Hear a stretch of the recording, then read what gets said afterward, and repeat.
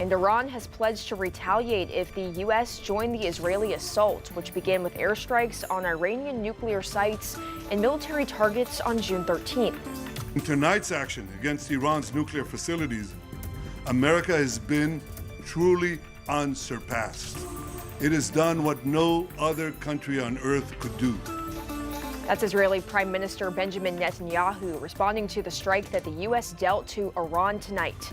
And that's where we start this evening as the White House announces the U.S. warplanes dropped bombs on nuclear sites in Iran tonight, stunning many in the region and on Capitol Hill.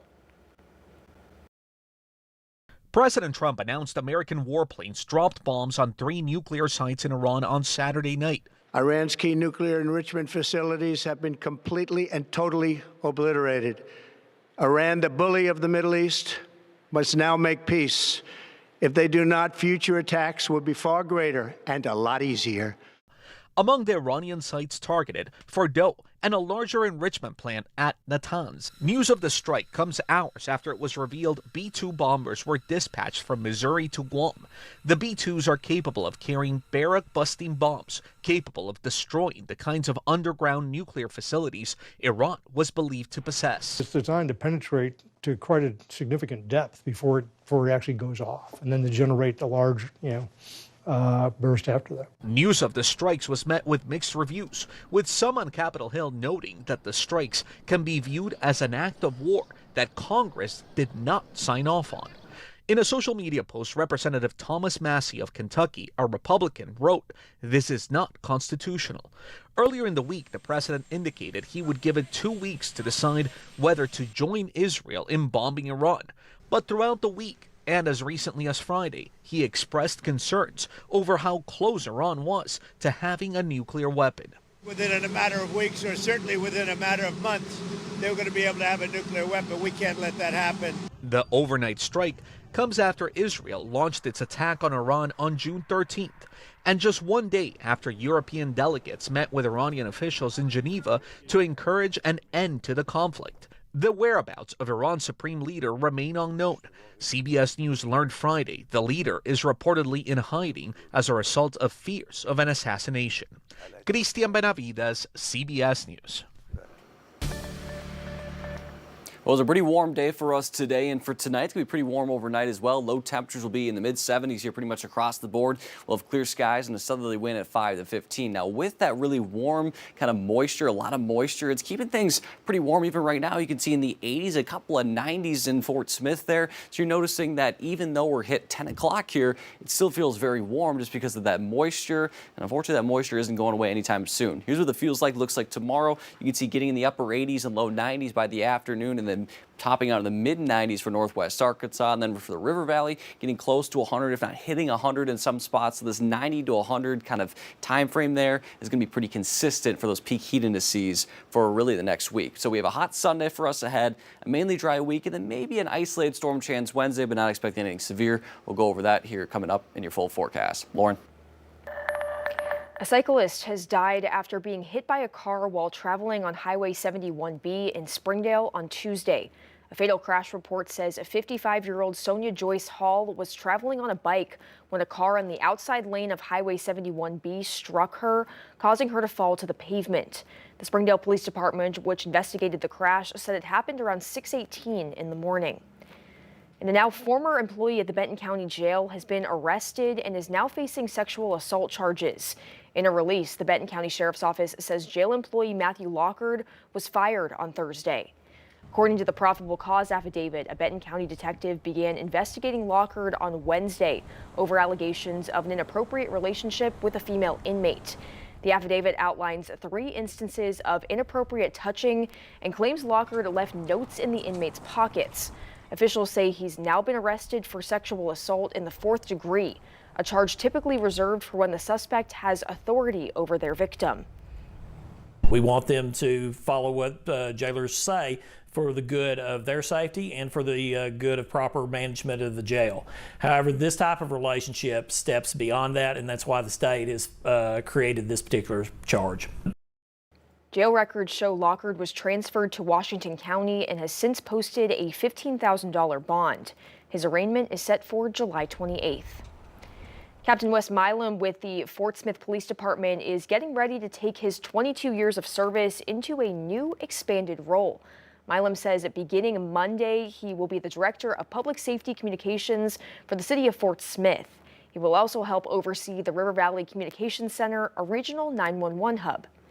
My role is going to be involved with 911 dispatch, with police agencies, fire agencies, EMS providers, and all aspects of public safety, and that I can help them to achieve their agency vision through the application of integrated technology, communications, and I can't say enough how excited I am to get started on this and to see the end result.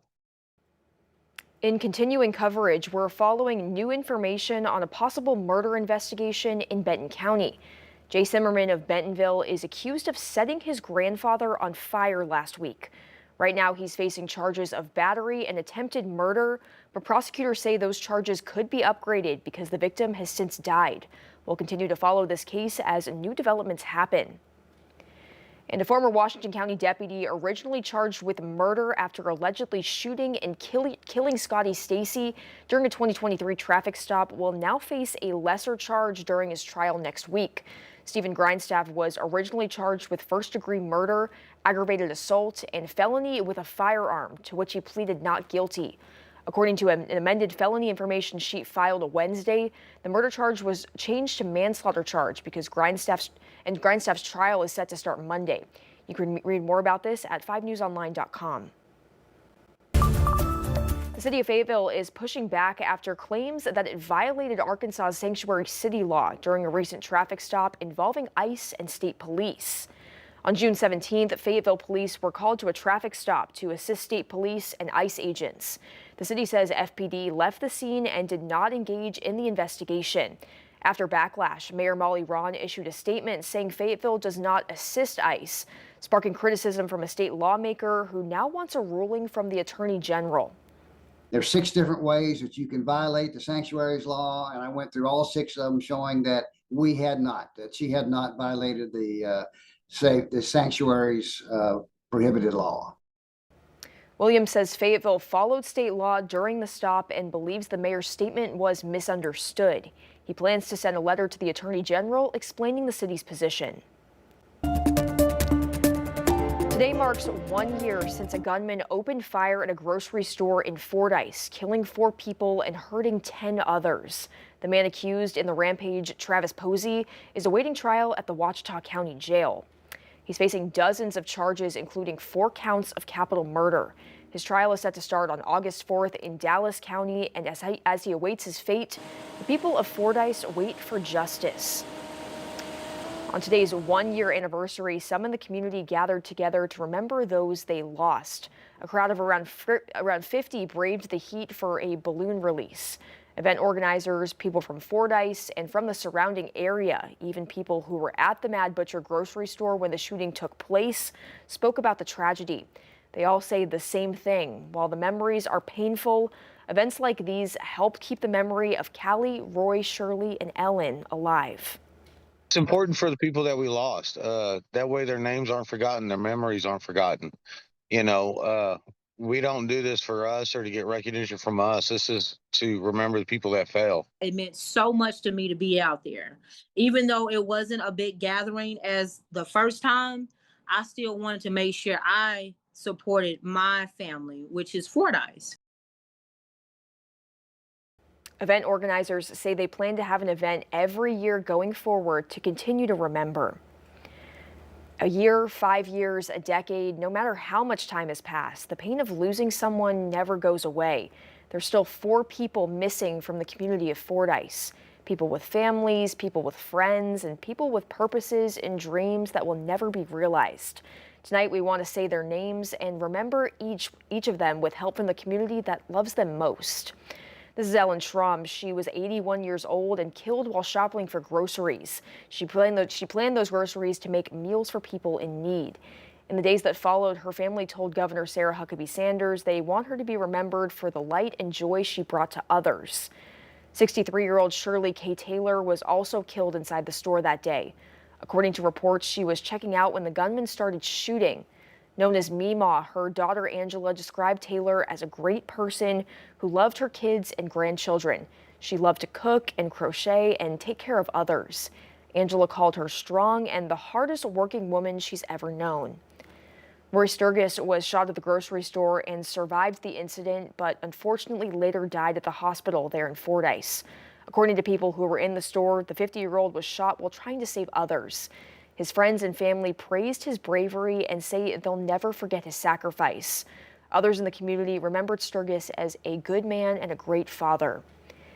And life had just started for Callie Weems. The 23-year-old was a nurse at the Dallas County Medical Center and was getting ready to celebrate her daughter's first birthday.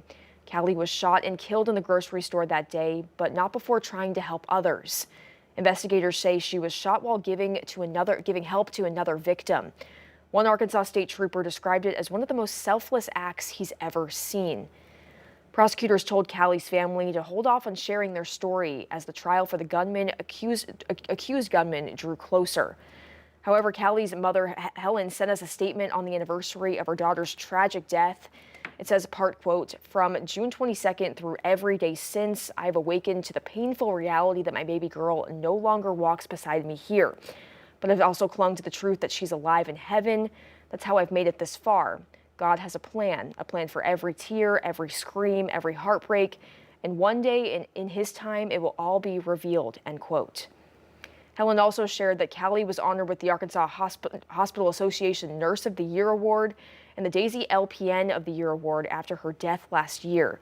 She says, quote, "In remembering Callie, I want everyone to think of her faith, her courage, her deep love for family and her friends, her infectious laughter, and her joy for life."